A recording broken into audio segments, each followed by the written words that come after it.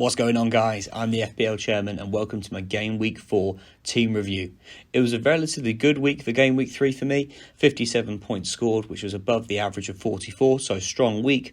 Currently sitting on 154 points and a rank of 3.8. Want to be breaking that 1 million rank mark soon, but for now, only 3 game weeks in, we'll take it. It was a relatively good game week, like I said, for the squad. Flecken was nearly on for a clean sheet and multiple bonus points, but unlucky to concede a late goal to Crystal Palace. Kyle Walker relatively the same, a mistake leading to a goal, got rid of his clean sheet points, but again, getting the City defender right, he was a transfer in, and getting the minutes in was a success. Chilwell with a strong clean sheet, and Chelsea looking ever present as a strong team for FPL players. A very disappointing game for Brighton, obviously with their loss to West Ham. Estupiñán only getting the 1 point. The United players finally delivered, with Rashford getting 7 points and Bruno Fernandes with that man of the match performance, the penalty goal and assist, getting 12 points. Quiet week for the Arsenal assets, with Saka getting on the score sheet with 8 points. And Bemu, like I said, similar to Flecken, unlucky not to get a return against Crystal Palace, but looks still threatening. So although the 2 transfers of Walker and Mbemu weren't successful, I still think they look like great options going forward. Disappointing for Haaland, 8 points as captain against Sheffield United.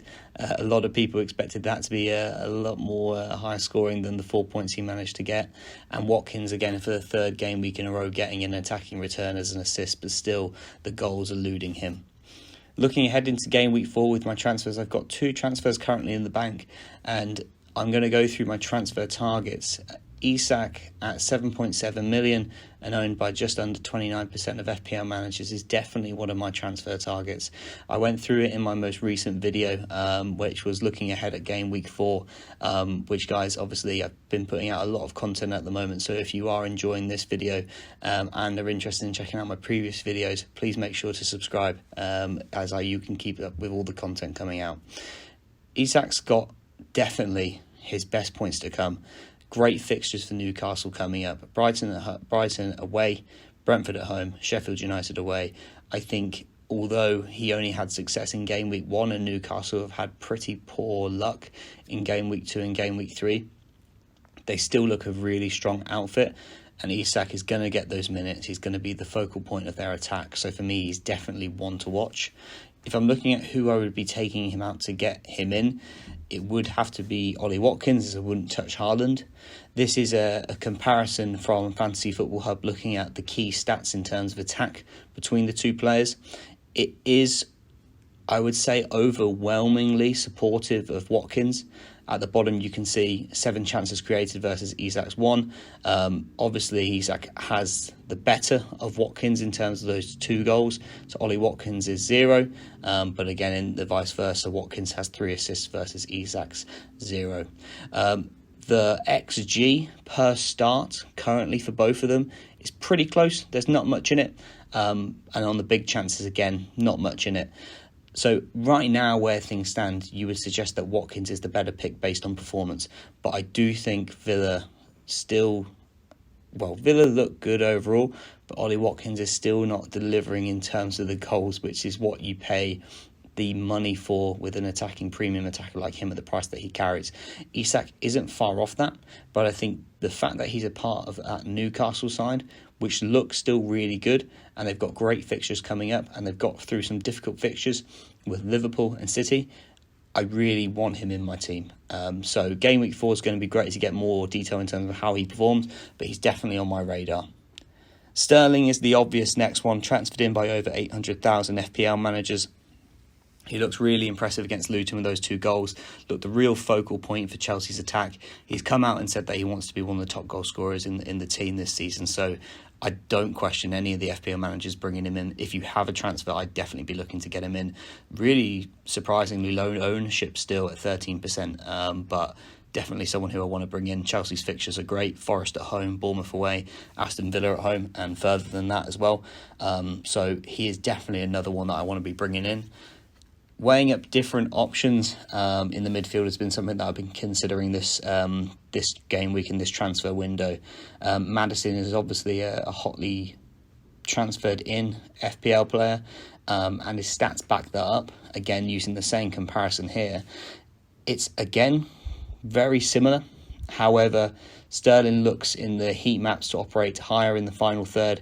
He has more touches within the box and pretty equal, well, if equal to Maddison in final third passes as well. So Sterling is definitely operating, I would say, in a higher area compared to Maddison.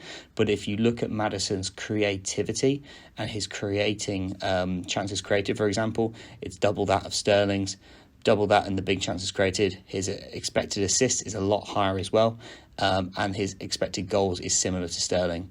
I do think, however, Maddison has been consistent in the last 3 game weeks, and Sterling has obviously burst onto the scene in game week 3, and I am expecting more attacking returns from Sterling compared to Maddison, but it is close between the two. But I think for me, looking at Maddison's fixtures, although Burnley away, Sheffield United at home, then into Arsenal, Liverpool, Luton and Fulham, whereas Chelsea have got obviously Forest, Bournemouth, Aston Villa, Fulham, Burnley and Arsenal at home, I would still feel more confident, I think, with going for Sterling. So for now, it still plays in Maddison's favour, I'd say, in terms of points, but I think similar to the Isak situation, game week 4 is going to be great in terms of determining which player to go for out of these two, but definitely Isak and Sterling and even Maddison are on my radar. Looking ahead then into the team for game week 4, it remains unchanged with Haaland getting the captain's armband at home to Fulham. Hopefully, finally, for not only me, but all other FPL managers, he can finally have a week where he really delivers on points. But overall, banking the 2 transfers going into game week 4 to look to make the 2 changes there and monitor how certain players get on in game week 4. And hoping for a really strong week so we can hopefully break the 1 million rank. But team remains unchanged. I'm hopeful for big returns for the City players. I am slightly concerned that obviously I have 4 players playing in the same match, Rashford, Fernandes, Odegaard and Saka. But I think given how United have bounced back in game week 3 and how attacking Arsenal still look, I'm hoping for a high-scoring game. High-scoring game, 3-3 would be great with everyone getting on the score sheet and with some assists. So staying firm with that, not making any knee-jerk transfers. Going to see how that game pans out. Hopefully, like I said, it's high-scoring and not a 0-0. And Mbemo at home to Bournemouth, hoping that he can finally get some attacking returns following game week 3. And I think Chilwell at home to Forest as well is a safe bet for a clean sheet. So that's the team for game week 4, guys. Really hope you enjoyed the video. Hope you found it slightly insightful. And if you've been following the journey since game week 1, really appreciate it. Make sure that you subscribe to the channel as the content's still coming out thick and fast and thoroughly enjoying it. And be sure to like the video. It greatly helps me out with all my video content.